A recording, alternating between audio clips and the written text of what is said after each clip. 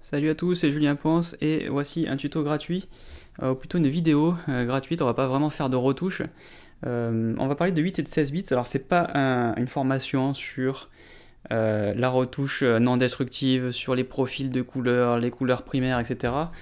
J'ai une formation sur tuto.com qui s'appelle Tuto, la couleur, les techniques des pros, et qui parle de tout ça, le vocabulaire de la couleur, les synthèses additives, le CMJN, le lab, les couches, etc. Tous ces trucs-là, c'est abordé dans cette vidéo. Le tuto date de 2012, mais évidemment ça parle de principes de couleurs et de choses qui sont toujours vraies dans les logiciels d'infographie. Donc le fait que ce soit enregistré avec une ancienne version de Photoshop, c'est pas vraiment très grave. C'est là où vous aurez vraiment la formation la plus complète me concernant sur ce principe. Mais au moins dans ce tuto gratuit, histoire de répondre à une question qu'on me pose très souvent, et je comprends que vous ne vouliez pas suivre une formation de 2h40 pour avoir la réponse à juste ça.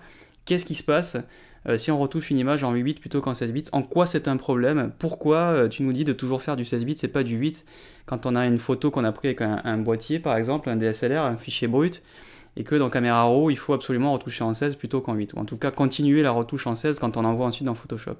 Donc on va voir vraiment là par la pratique, par l'image, par l'exemple, qu'est-ce qui se passe entre une image 8 bits et une image 16 bits. Donc vous avez ici deux images, sont les mêmes évidemment. Une est interprétée en 16 bits, une en 8 bits. Elles sont toutes les deux issues du même fichier brut pris avec un Canon 6D.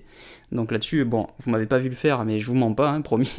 Donc j'ai amené ça dans Photoshop et à l'exportation, je l'ai fait une fois en disant à Camera Raw d'envoyer du 8 bits et une fois en envoyant du 16 bits. Donc il y a une des images, celle en 8 bits, où il y a moins d'informations que dans le fichier brut d'origine. Donc là, vous pouvez vous poser la question. Et vous aurez quand même assez raison, c'est cool, mais ça a l'air d'être pareil quand même. C'est-à-dire que si on regarde ces deux images, je vais juste remettre, tout regrouper dans l'onglet, je vais refaire la mosaïque parce que je l'ai fait bouger sans le faire exprès. Tac, voilà, là c'est bien côte à côte, regardez.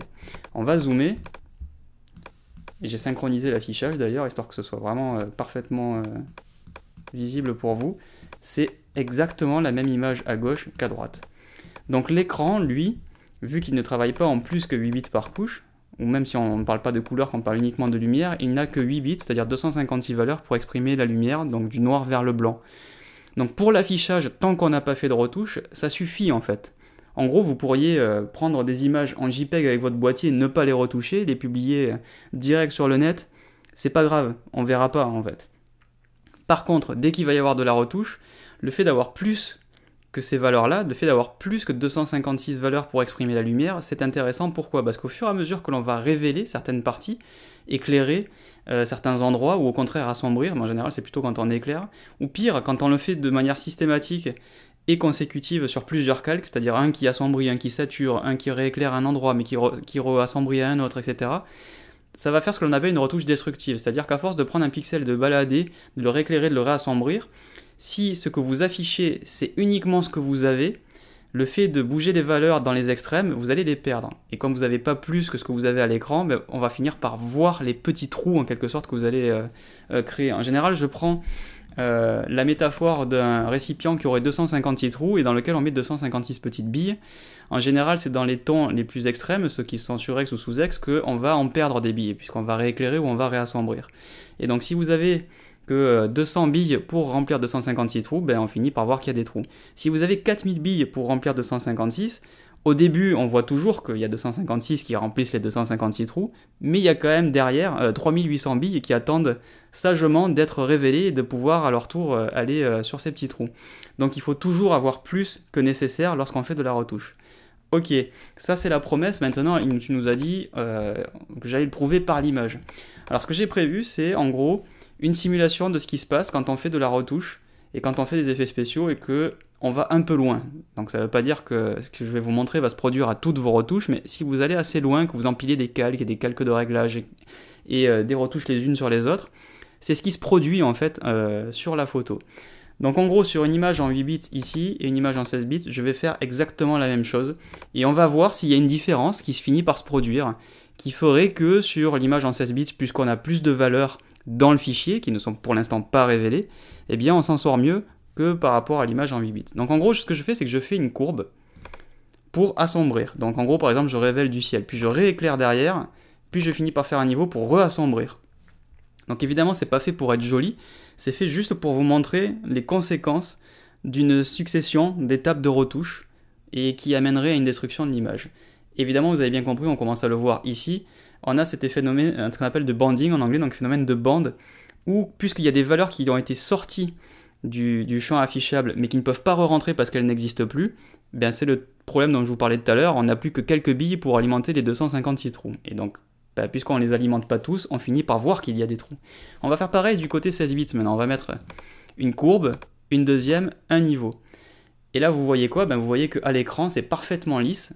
Donc on va zoomer, même histoire de le voir encore plus près. Et on va défiler un petit peu, hop, ici, voilà. La transition entre le ciel très clair et le ciel un peu moins clair, le ciel un peu plus foncé, et ainsi de suite. Donc en gros, entre des toutes petites différences de bleu, puisqu'on avait plein de valeurs de bleu, et plein de valeurs en général, le fait de les balader dans un côté ou dans l'autre, c'est pas grave, on finit toujours par avoir assez de matière pour alimenter l'écran, et pour que l'œil humain ne voit pas ces trous. À gauche, c'est pas du tout le cas, puisqu'on n'avait que 256 valeurs pour alimenter un écran qui en montre 256. Dès qu'on perd des morceaux, ces pertes finissent par être visibles. Et les transitions entre les couleurs qui sont très proches deviennent vraiment très visibles et sont accrues au fur et à mesure que l'on avance dans la retouche. Alors l'image qui en résulte ne va pas être très jolie, évidemment, mais ça vous met bien en exergue le problème. Alors faites attention à ce cas particulier ici qui est le niveau de zoom. Ici, le niveau de zoom vous ferez croire que le fichier en 16 bits a le même problème, mais en réalité c'est juste l'agglomération des pixels et l'interpolation des pixels qui vous fait croire ça. Quand on regarde l'image à 100%, et il faut toujours juger une image à 100% pour juger si on a des pertes ou pas, on se rend compte que les transitions sur les tons sont parfaites sur le 16 bits et sont évidemment très problématiques sur le 8 bits. Donc vous avez là la preuve par l'image, c'est un peu extrême, mais en même temps, quand on fait un tout petit peu de vulgarisation, comme dans la vulgarisation scientifique d'ailleurs, il faut qu'on mette faut que ce soit évident pour tout le monde et il faut que ça serve le propos. C'est pas quelque chose qui est vrai là, maintenant, et qui ne sera pas vrai dans votre étape de retouche. C'est juste que là, je l'exagère pour que ce soit visible pour tout le monde. Il y a des étapes de retouche mineures, si je veux vraiment me faire l'avocat du diable et faire la mauvaise foi, peut-être que certains d'entre vous le feront. Il y a certaines étapes de retouche qui sont très légères, qui peuvent passer sur du 8 bits. Voilà, si on rééclaire un tout petit peu, qu'on fait des retouches très légères sur du JPEG en 8 bits par exemple, je devrais pas vous dire ça, mais ça peut passer quoi.